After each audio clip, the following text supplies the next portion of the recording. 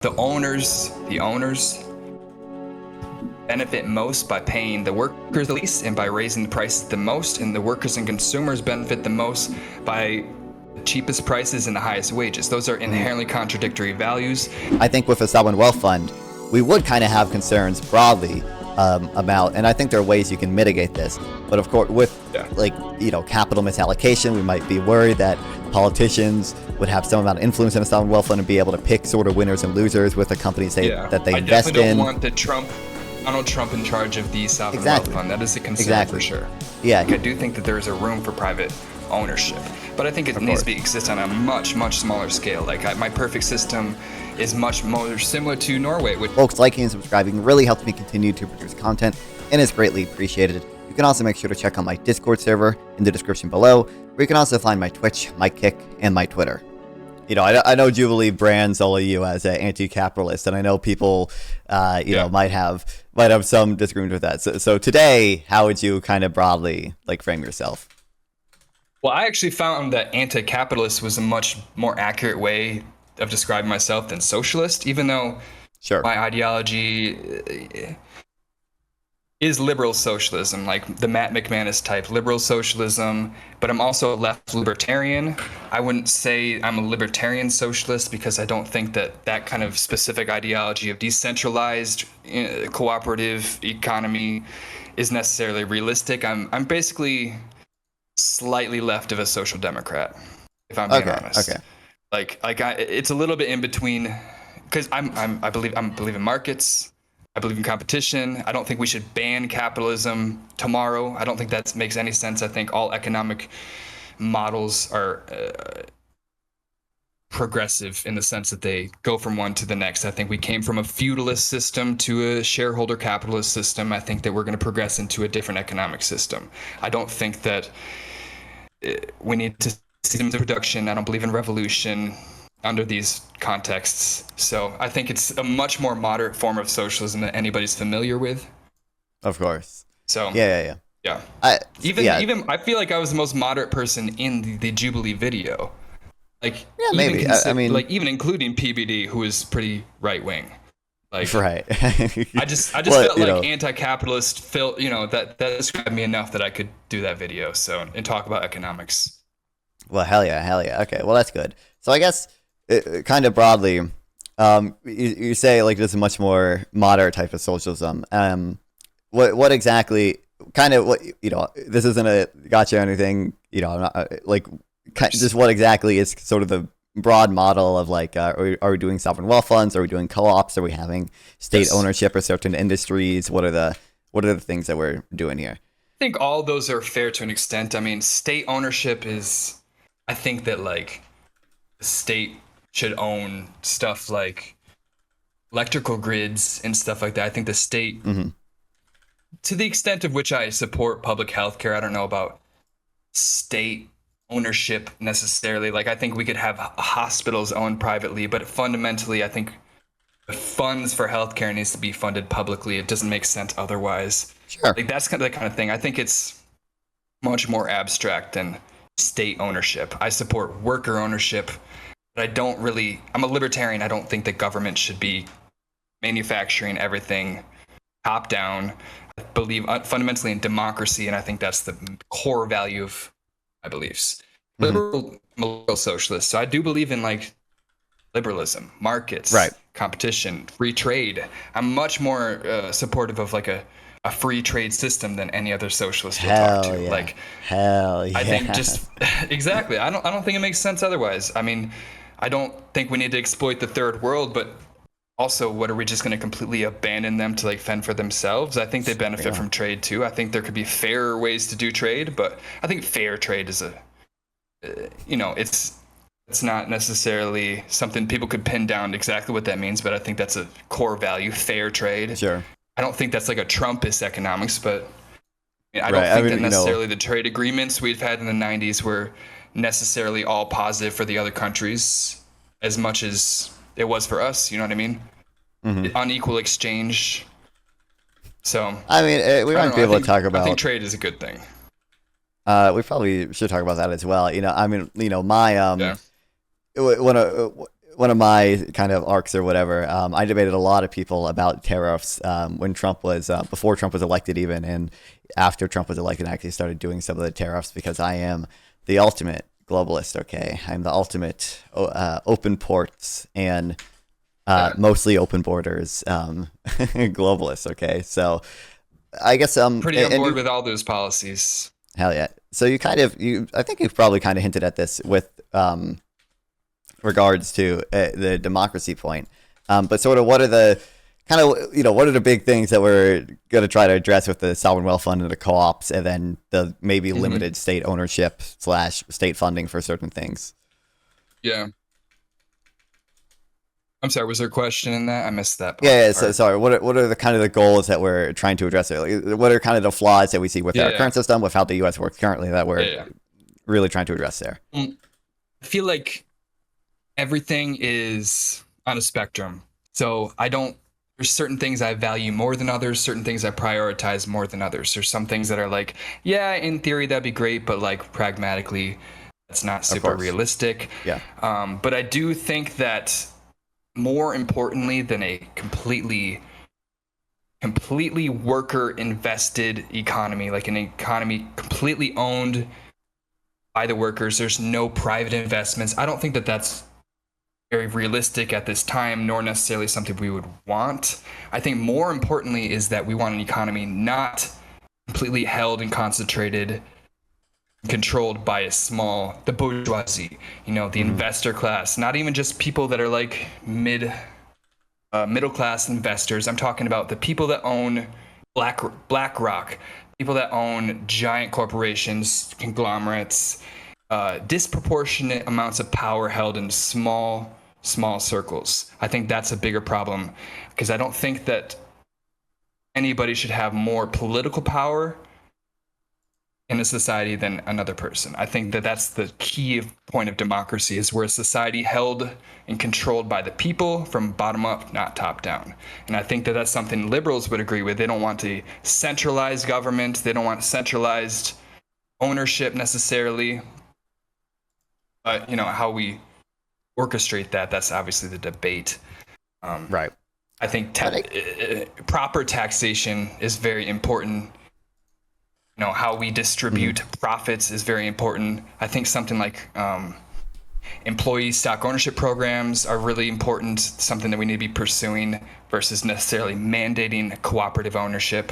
I think it's more something we need to be pushing versus mandating. I think not disincentivizing, but no longer subsidizing capitalist ownerships, like farmer subsidies necessarily, or subsidizing big pharma. All these sort of things are things that we are actively doing to support capitalist ownership.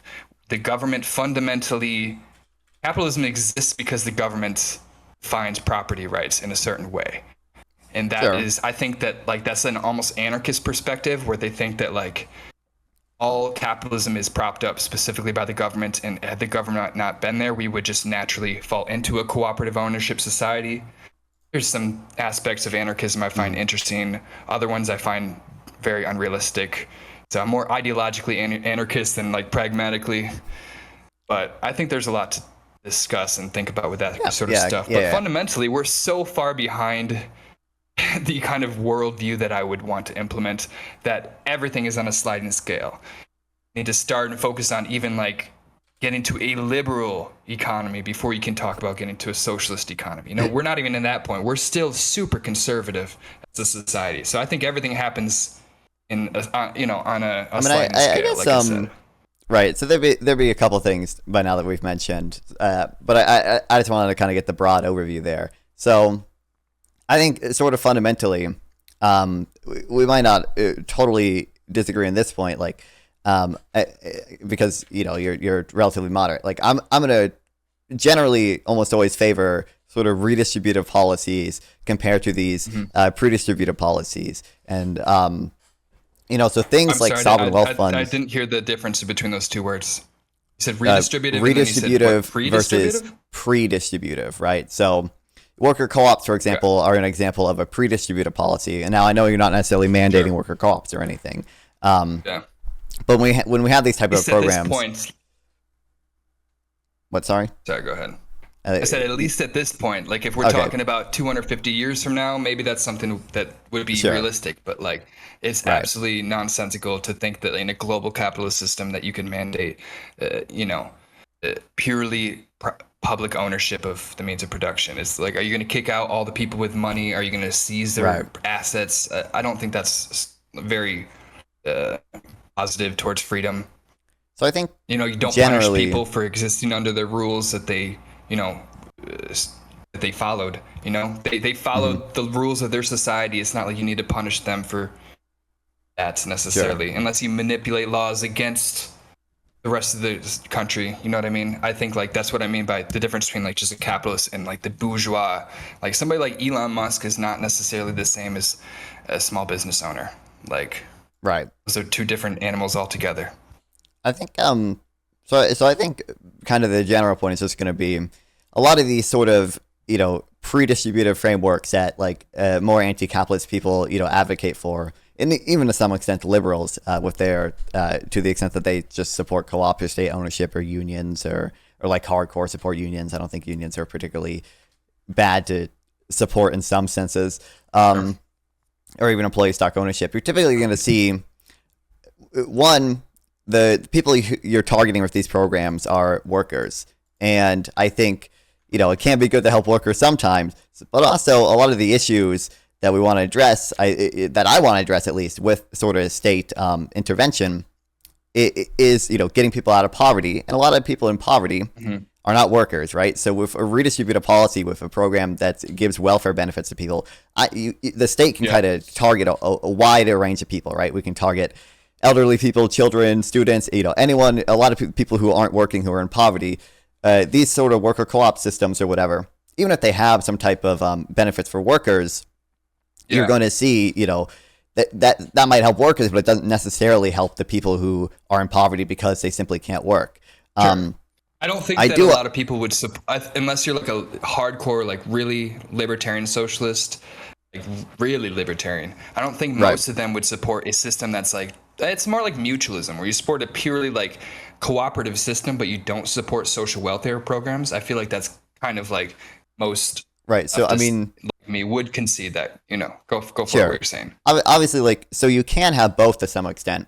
My point generally is just going to be these sort of redistributive systems allows you to target a wider range of people without, I think, some of the cost of the or the inefficiencies of a lot of the pre-distribution. So, for example, like with co-ops, we might be concerned that they're essentially going to underhire people because you kind of, well, actually, you could have cases where they under or overhire, but when you're going to see less what's called allocated efficiency because worker co-ops essentially have to take on labor and capital at the same time. So there's going to be a lot of firms that want to be able to raise a lot of capital, but under some type of worker co-op system, you're limiting their ability to do that. Because you're not. That's why I'm more critical of a lot of socialist perspectives on this issue, because I am more libertarian. I do think that it needs to be a more decentralized form of system. It's not like every model is going to fit everybody. I don't think everybody could be in a co-op necessarily. Like, not every sort of facet of the economy would work efficiently in that way, but I think a lot of them would. And I think that over time it would be a lot more beneficial to have a system like that, not purely out of economic efficiency, but because it would be the exact thing that would take away the bourgeois ownership of all of society, which, like I said, is more of my priority. I do think having this small group of super powerful people is more important than having a society where everybody has a stake in the specific company that they work at, and that only. Like, I don't think that having I think diversifying your portfolio is economically sound for a reason. I don't think that, I'm not purely against investments. I'm against investments that go along with ownership. You know what I mean? Just because the bank lends you money to buy a house doesn't mean the bank gets to decide where you put your furniture. You know what I mean? I'm more concerned about control and power than necessarily economic structure as a pure form. Go for it. Yeah, right. So obviously, there might be types of even equity that you can finance without necessarily giving up, total ownership or whatever. I do think I do want to get to. I do think there are like still problems with that. Like even if you don't give workers ownership of a firm, actually giving workers more power within a firm still can have negative effects with regards to sort of brain drain. And I'll get to that in a second. But giving people in a political system democracy, giving dumb people the right to vote is not necessarily always beneficial. But from a moral perspective, are you going to deprive them of that because you think that less people deciding what's good for the society is better? I think that that's immoral inherently, even if it has negative consequences. I mean, there's some forms of ontological values I think are important, even though I'm much more of a utilitarian. Right. Go for it. I mean, the way I would approach that is, I think like I am a total utilitarian. Okay, I'm a total hedonic, evil utilitarian. All right, like I is somebody that's totally utilitarian. Doesn't that make them deontological though? Right? Real. Isn't that? I mean, can you be a total utilitarian and be a utilitarian? I think you can be. Like, I mean, obviously, the sort of general way I would approach it is obviously to say like norms like matter and like heuristics matter, like general rules matter. Yeah. So like it is just a good thing for society, kind of as a general rule, to give people freedom of speech and or even dumb people, or to give people the right to vote, even dumb people. Even if there might be like certain individual cases where like this dumb person voting is going to have a negative effect or whatever. As a society, it's probably other costs to preventing that. And it's kind of hard to, like with regards to freedom of speech, for example, it might be good to like censor some people sometimes. But, do we trust the government to appropriately handle that is a question that you have to deal with, and therefore it can still be good to, give people freedom of speech as a rule, essentially. Even if the freedom of speech sort of intrinsically is not the thing that matters. But I guess... going back to... I also think it's important... I'm sorry. I also think it's important to note that in my kind of model, it's not like a society where everybody has an equal say. It's that they all have a say, and that's fundamentally derived from the workers. Like, I don't think that we have to have a society without leadership. I just think that the leadership, like in a specific corporation, should be to serve the workers, not the investors that hire them. You know what I mean? There's an inherent contradictory value system when the owners hire people that will only cater to their interests. That's dialectical materialism fundamentally, is that the owners benefit most by paying the workers the least and by raising the prices the most, and the workers and consumers benefit the most by the cheapest prices and the highest wages. Those are inherently contradictory values. One side has a freedom, the other side has a freedom. Not everybody can have equal freedom. I don't have the freedom to kill you, even though you would have to use government to stop me from killing. You know what I mean? I think fundamentally a completely pure free system doesn't exist and can't exist because there's inherently contradictory. So go for what you're saying. Yeah, certainly. I do. I will. I do want to address that briefly. I do think it is relevant that like earlier, a little bit earlier, like you mentioned, like, like diversification is important for a reason and everything. And I do want to mention, I do think that there are concerns when it comes to having workers either buy in or sort of be invested in their firm, especially to whatever extent we sort of artificially subsidize that and or like mandate it. For one, if you tell workers they essentially have to buy into firms and like sell their shares or whatever when they leave, in order to make sure the workers are the ones with a say in the company, you're going to see sort of the transaction cost of hiring and firing go up, right? So you're going to see less people get jobs and less people lose their job. That's just overall probably going to lead to higher unemployment. It's just going to take longer for people to find a job overall, and lower job mobility. People are going to switch jobs less often, and those are going to have kind of broad effects, on the economy. We're going to just see labor be more inefficiently allocated overall. It's not going to be where consumers demand it. It's not going to be where sort of the most productive, employment is, right? It's going to be... This is again why I don't think a purely cooperative system at this point makes any sense whatsoever. Like, even in the most positive charitable view of that system, would need vast numbers of or vastly less wealth inequality, because obviously I think even if you saw somebody that doesn't have a lot of money in the first place would not be able to have the assets to invest in a company. Therefore, they would be unhireable. I also don't think, like I said, that every single industry needs to be cooperatively owned. I also think that like different scales of private ownership are, something to consider. I think like small businesses, even capitalist businesses, could exist under a certain number. Like once you get to the point where you have to have like a stock market funding your existence because you're a giant conglomeration, I feel like you've gotten too big. You know what I mean? I do think that you could have a business, a local mom and pop shop, like in Wyoming with 20 employees. Like I feel like that's very much not opposed to my kind of system. Obviously, a lot of liberal socialists I talk to, will sort of have that, either sole proprietor, like small business exemption, they're not going to say literally every company ever needs to be a co-op or socially owned or whatever by the sovereign wealth fund or whatever model they want. That makes it, and that kind of system makes it a lot easier when you're not able to, join a co-op, because you can sell your labor to a, maybe not a capitalist, but a privately owned company in the short term. Like I do think that there is a room for private ownership, but I think it needs to exist on a much, much smaller scale. Like my perfect system is much more similar to Norway, which how much public ownership do they have? I wish I could fact check it right now. But this is funny. Higher public ownership than China, isn't it? Kinda. So public ownership or what exactly? So the wealth, about 2/3 of the wealth in Norway is socially owned.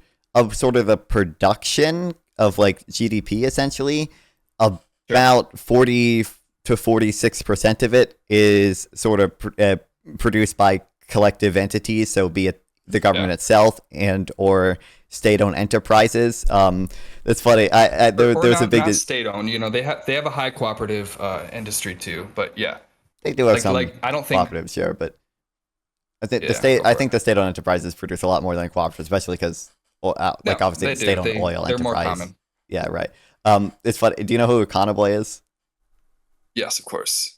Yeah. Me and Econoboy had some disputes about that. Because he ended up putting in an article saying like 60% of production in Norway is by collective entities or whatever, and I went down a whole rabbit hole, of Norway statistics websites to calculate the value added by SOEs and calculate blah blah blah blah blah. Eventually, me and Econoboy agreed. We came to an agreement. Okay, it's about 40 to 46%.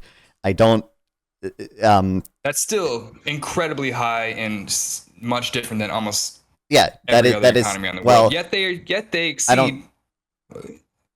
The public ownership of wealth is like 67% public ownership of wealth is very high. I don't actually know how super high the 40% of production essentially is. Pretty sure that there's under 20 countries that would come even close. Probably, probably. The ones that exist are pretty poorly managed. Sure. Vietnam or whatever. Right. I don't know. I would have to one day. I'll look at the numbers for Germany and Vietnam and everything. But Norway's statistics website was annoying enough, and they're very transparent. Exactly. Studying statistics will give you headaches, so I don't blame you.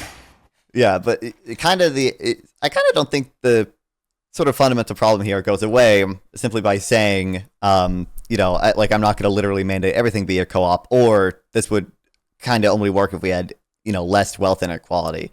I think the fundamental point here is that insofar as co-ops are a thing, insofar as co-ops are like what I would say sort of artificially, in the sense that we're deviating from the natural market outcome, insofar as we incentivize co-ops, and we're essentially going to see this type of transaction costs go up, right?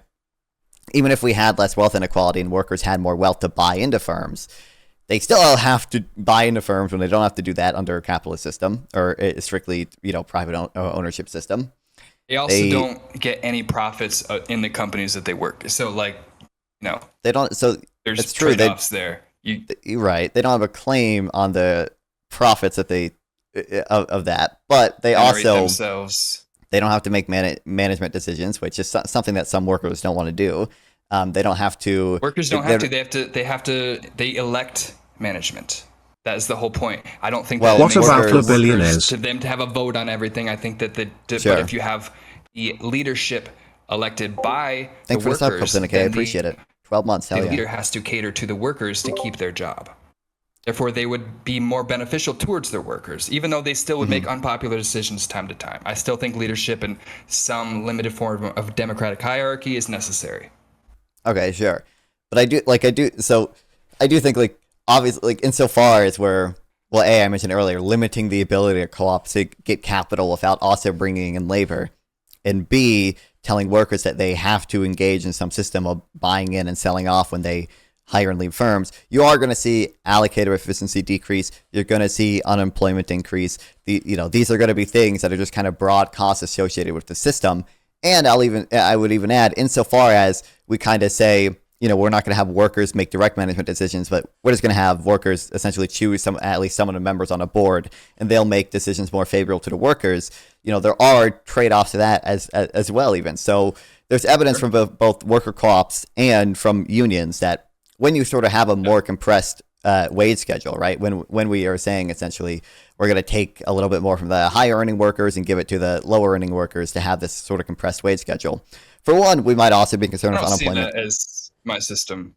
I still think of like people being paid very differently based on their job. I don't think that we need to have an equal. Well, this is kind of just something I don't even think that there needs to be necessarily equally distributed. I don't even think we need to have equally distributed shares necessarily. I just think that fundamentally we can't have the businesses owned by external entities who decide things for them.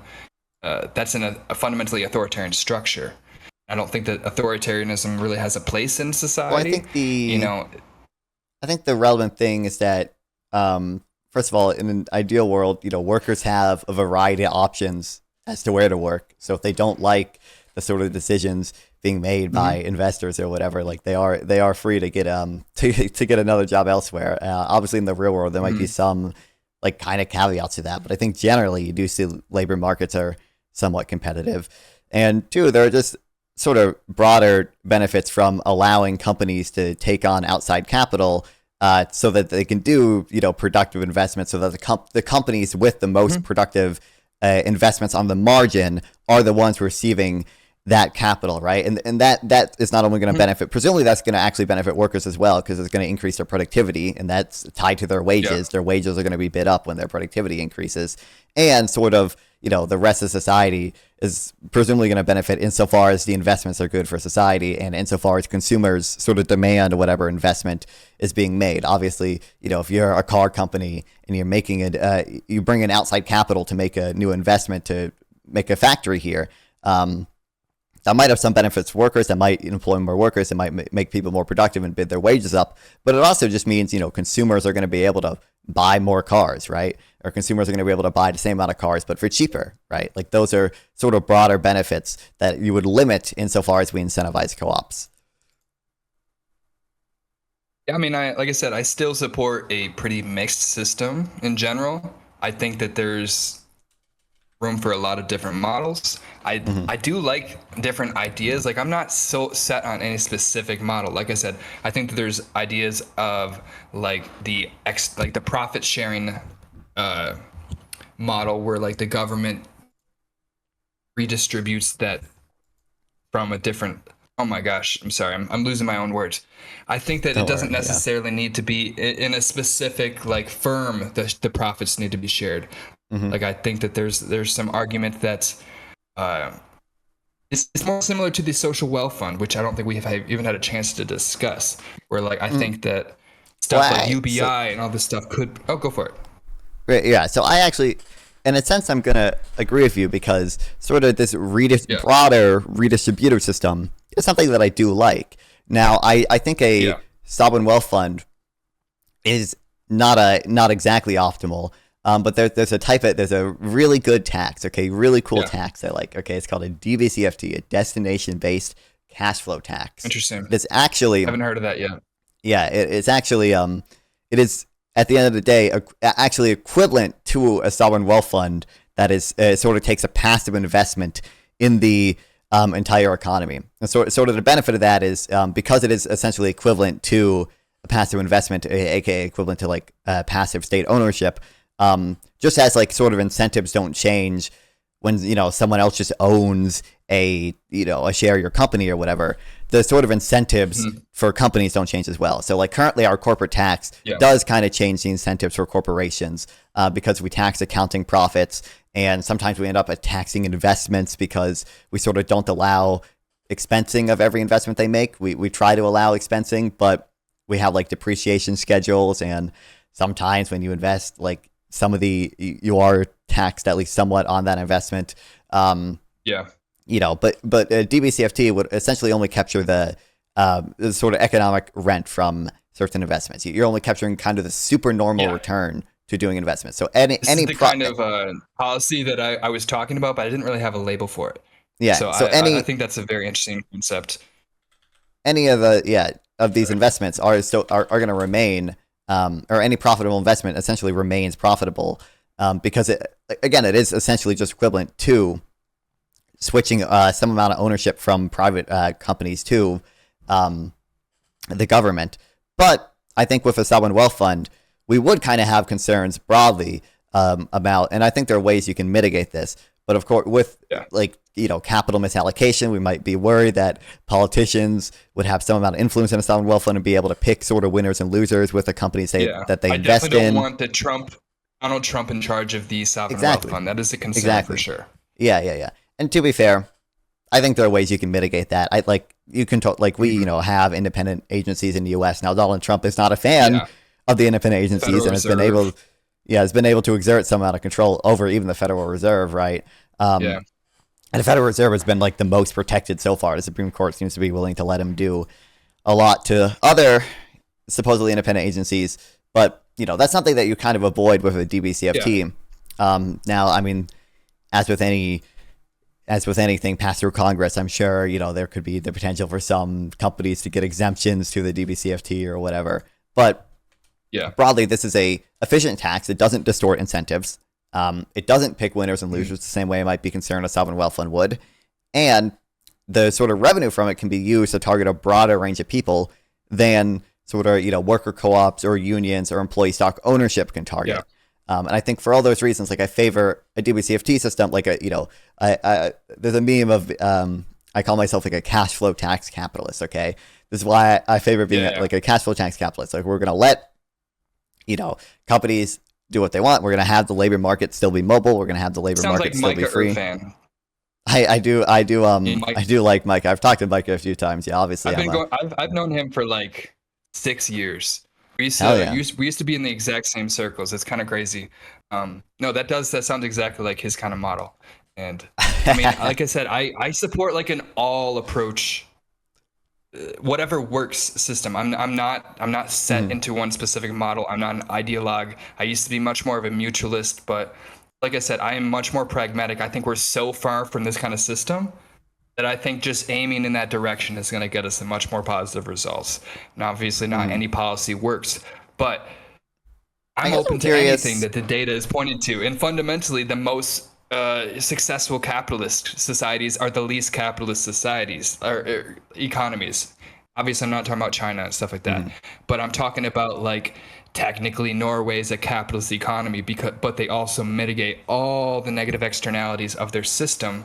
And that's why it works. And I think that it just makes sense that the United States, to be successful, would want to emulate economic models that are successful, which we don't do at all. We just are completely feet dug into the ground, ideological Americanism. And I don't think that that's going to get us anywhere. I think that systems that would I even think like a lower corporate tax is like a good thing. Let's go. As long as you align it with other policies that have much more effective forms of like taxation. I think capital gains taxes should be raised. I think that doesn't make any sense, and I don't think that they would have as negative externalities as people like to pretend. There's not a lot of evidence that everybody would pull out their investments from the United States because of a higher capital gains tax, especially because we're so much lower than the rest of the world. Yeah, so I don't think if you just raise capital gains tax in the U.S. that you would see, that much capital flight, right? Especially because I mean, like you said, we are kind of the sort of the biggest economy in the world. Our equities. Everybody's going to invest in us either way. Yeah, our equities do have a higher return than most essentially even other developed countries. But like you would just see, less investment even domestically. People would be less willing to make investments that would be subject to a capital gains tax because that tax exists, right? Like that would be a thing that we should be concerned about. I don't think it would disincentivize almost any forms of investment in the United States. Like I said, because it's not like there's other countries that have even close to as low of a capital gains tax as we have. We would still, if we raised I'm saying 10%, would still be lower than most of the capital gains taxes in Europe. Like we would still be the better choice. And we are. I mean, I'm saying like even domestically, the global economy, they're going to invest. Yeah. For people not even choosing between, for people just choosing between consumption, I'm going to consume some of my money now versus saving and investing. Sort of having a capital gains tax, reducing the after-tax return to any savings or investment I make, will reduce even domestically the amount of people who are saving and investing, or the amount that they save and invest on the margin. Well, I also think you could do it in a progressive way, because I think fundamentally the problem is people making massive profits off of massive buying and selling of stocks. Like the top level, those people will make more profit than any other form of profit, and they do it by passive income. They don't make their money. They're not getting taxed on their labor. They're getting sure. Sorry, I'm losing my words. But I think you understand what I'm saying. At a fundamental level, like we are valuing non-labor higher than labor, and I don't think that that's fair to the people who work. It's kind of I don't know. I feel weird when people say stuff like that. So like, value is a weird word. Like value is kind of a vague term to me. I think kind of the relevant thing is like what kind of the spillover effects are, and like what are the effects of taxing stuff. So for one, I would say like the first thing I would point to is just that I don't view people making money by selling stocks on its own as like some big problem. Like and I think the data even shows that like I understand what you mean. I don't think so either. And like kind of the best data shows that like despite that, like if you just look at like post-tax income inequality, for example, like I don't think that's significantly gone up much in the U.S. And now, to be fair, some of that is because we do already have taxes on capital gains, taxes on people selling that stuff. Yeah. But I kind of don't view it as like a super huge problem that like needs to be addressed if inequality and post-tax income inequality is not even increasing meaningfully in the U.S. is basically flat. But also like there just kind of are broader benefits to having capital sort of be allocated to companies with the most productive investments, companies with a higher future expected cash flow. And this is what you kind of, I remember you mentioning. It distorts the market to an extent. I'm sorry. I think that part of the problem with the economy is it doesn't value efficiency as much as it values profitability. I do think that there would be a completely different system in which companies would be more effective and probably better for the consumers, but we choose companies that are better for shareholders necessarily. So I think profitability isn't necessarily the highest attribute. You know what I mean? I think that as long as your workers are properly paid, if they make an even amount of money that pays all their workers and all of the costs, I don't see why necessarily profitability is the priority. I think that we value profitability for the investors when fundamentally we need to be aiming towards our workers making more money necessarily. And kind of I understand that go ahead.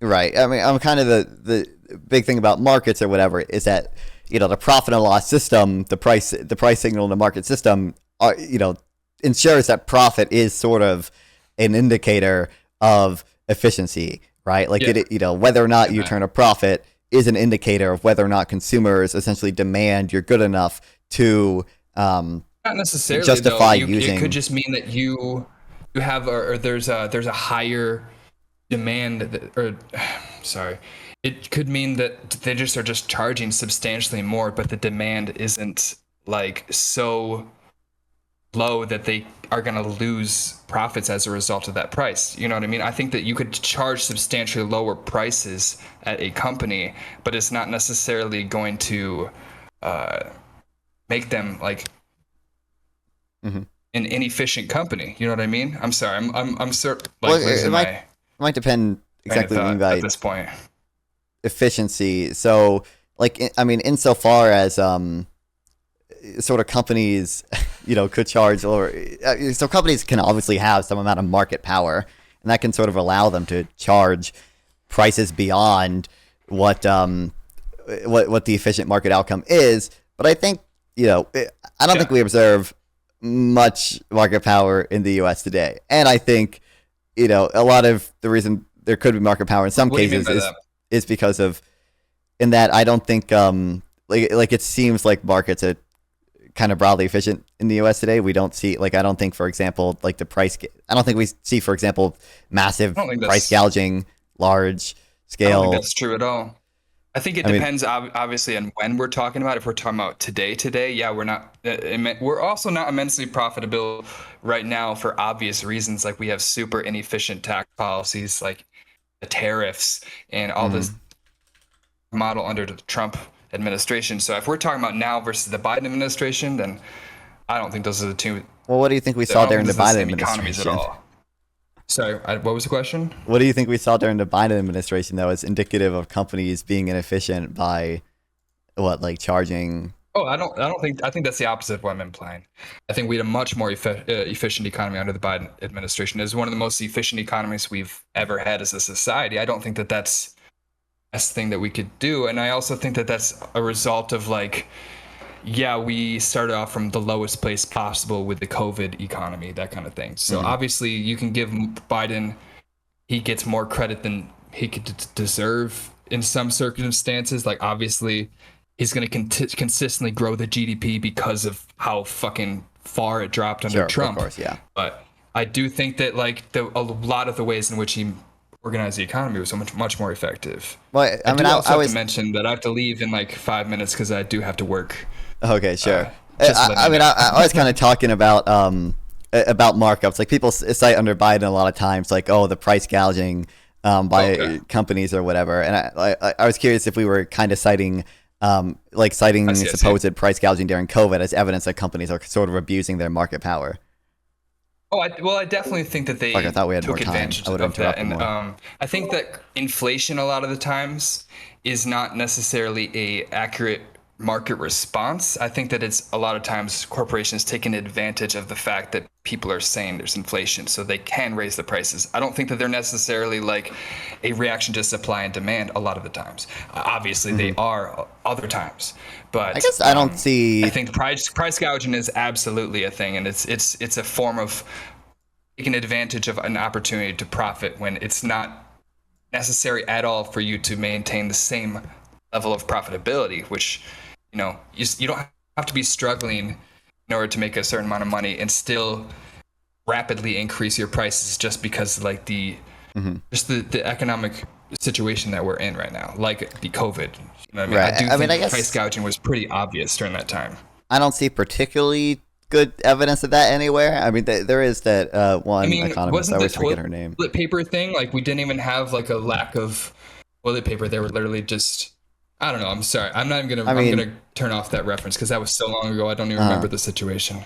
Like, obviously, you would expect prices to sort of go up in the case where there is a either big supply shock and or big demand shock. Yeah. That's kind of how market systems works, and like that itself is sort of a proxy for efficiency. Like, it is, more like the relevant thing is, like, when a price of eggs go up, this is what's good about markets, is that the fact that the price of eggs is going up or toilet paper is going up is a signal to consumers or whatever that eggs are becoming more scarce, right? And they don't even have to know why eggs are becoming more scarce to adjust their behavior and try to substitute away from eggs, right? So the eggs go to people who presumably value them the most based on how much they're willing to pay, which might not always be a exact proxy for how much they like truly value it. And additionally, it's an incentive. Wasn't that during a time? Let's not talk about like the small commodity scales much. Wasn't rent increasingly like? Wait, just real quick. Can I finish? I want to finish this one thing. Sorry, I'm sorry. I do want to finish this one thing. Yeah, just because I think it's important for the broader point. It's like it's additionally an incentive for producers to start producing more eggs. And again, producers themselves also don't even have to know why eggs are becoming more scarce in order to have that incentive to produce things, right? And I think that is sort of the broad benefit from the market system that you see, that it's going to lead to these efficient outcomes because prices are signals wrapped in an incentive, and because prices convey information to people that a sort of more centrally planned economy. I understand you're a libertarian, so you don't necessarily support any central ownership, right? But that a more centralized entity might not necessarily have. Sorry, you glitched for a second, so I talked. I obviously think, maybe that's not obvious, but I do think that the market needs to set the prices in almost every situation, except for maybe healthcare, obviously situations like that.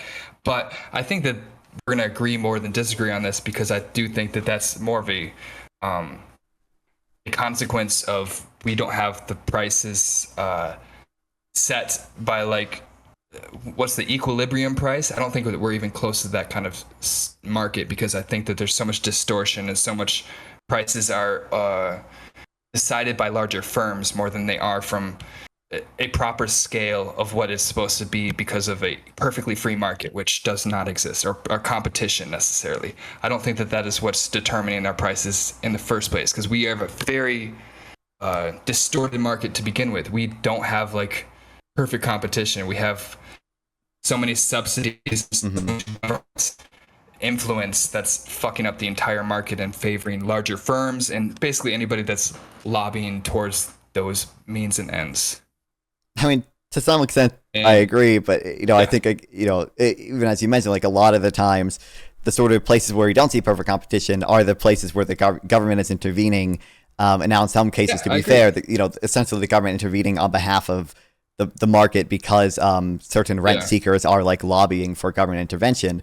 But I think like a general solution to that is just reducing the amount of government intervention in the economy. And now there are cases where I do want intervention, obviously. Not necessarily. But, yes, I agree and disagree. But like obviously, I think that the problem is that these firms have more control over the government than I think that the government has over these firms. And I think that that's the driving force. And I think that is the part that needs to be separated before we even talk about what the government should be doing. I think that we need to make sure that the government is working on behalf of the voter base and not just the people that are lobbying towards the business interests, the special interest groups that are basically driving all of our legislation.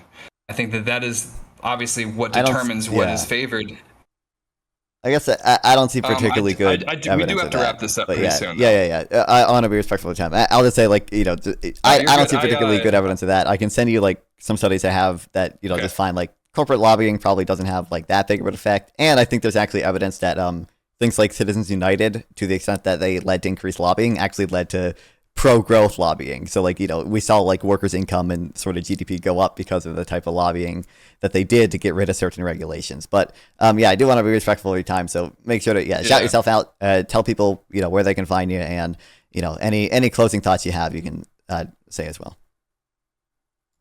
I didn't really think of what I would be saying in this moment, but you guys, my show is called Imagine More. You might have to type Imagine More show, because there's like a million versions of Imagine More on YouTube that are bigger than our show. So Imagine More show if you're trying to find us on YouTube. My name's Seth Kafila, Kafila. Follow Jesse. If you find our Twitter, all this stuff is pretty linked together. I think we should talk again when I have more time too. I feel like we have a lot more of a conversation. Plus, I haven't honestly talked or thought about politics that much in the last year compared to the previous 5 years. I've been a very busy person, so I feel like I didn't have a lot of my surface level information ready at hand that I would have sounded a lot better. But like I said, I didn't have any statistics to cite or anything like that, but we could definitely start talking about more specific stuff like that. I wanted to discuss more broader models, like people just associate socialism with government ownership, when that's about as far from my views as it can be as a socialist. So I feel like that being representative was my goal today. But I definitely think that we should talk more specifics, because I think that we would fundamentally agree much more than disagree, because I fundamentally value pragmatic policy more than deontological values. I think that it's a little this and a little that, but whatever works more efficiently for the workers is probably what's going to be better for all of us. whether or not there's forms of private ownership or public ownership or social ownership or state ownership, but all these different things are just means to an end. And the end is what we've been talking about and advocating for this whole time. Not necessarily we need the government to do this and that. We need a certain society that we're aiming towards, one that's more equal and free and fair for everybody. I think that the whole left believes in equality thing is misrepresented because we're talking about equal access to freedom, which I don't think that we have. I believe in freedom as my main value, and I don't think that we have equal freedom. That's what the whole problem with hierarchies is, that people have different levels of freedom. And I think not lowering, like, I don't think that somebody who's successful needs to be punished, but I think that the ultra powerful people need to have their freedom limited because their freedom takes away from the freedom of the people that don't have it. So I think that there's a lot of policy that follows those values, and that's something that, you know, we're super far from, but it needs to be discussed once we get to that point. Sure. Well, yeah, like I said, check out our channel. I'm going to try to stream more often. We could talk. I definitely found this conversation interesting. Made me think about politics in a way I haven't in like literally a year and a half. Ever since Trump got elected, I'm like, fuck this, dude. I don't even want to think about economics or whatever. I've just been working, trying to make my living. I used to be super niche into statistics and economics and all that stuff, and it's something I'd like to get back into. Well, yeah, certainly. I'm sure we'll talk more. Check out our channel. Definitely. Yeah, we'd love to talk more. I might try to organize something even with some other Jubilee people as well, and have a bigger discussion with that would be great with multiple of them. Yeah. So for sure, appreciate you coming on. Sure, we'll see each other again. I'll make sure to reach out again at some point too. But I'll see you around. Appreciate it. I appreciate you. What's your name again? I'm sorry. My real name or my internet name? Are you hiding your real name? That's fine. No, I don't hide my real name. My real name is Jared. Okay. If you want to know that, and then my internet name, I'm Nonfon on YouTube, and then it's NONFON, and then Nonfon 420 basically everywhere else: Twitch, Kick, Twitter, Instagram. Yeah. Well, like I said, it's nice to meet you, Jared. I didn't know that was your name till now, but glad to have talked to you. We'll have to do it at a different time. Yeah. We'll talk more in depth about policy one day. Hell yeah. All right, y'all. I got to go to work now, so get that bag. Y'all. Yep. Appreciate it. I'm going to hop off now. All right. Send me the video. Oh, of course. Yeah. Okay. See you, guy. Well, fun time. I don't know his time was that limited. I would have interrupted 1 or 2 more times, okay, to spout some capitalist propaganda, all right? But fun time, cool dude. Yeah, I'm sure we'll talk again. It's cool to see that he knew. It's funny that he knew Micah. It's like, oh, that sounds just like Micah. That was interesting, yeah.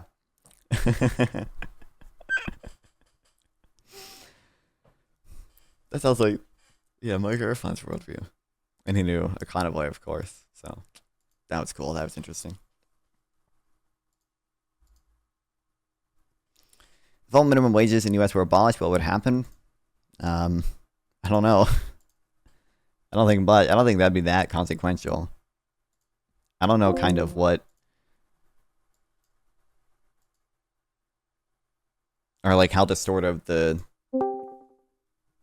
minimum wage is in most places.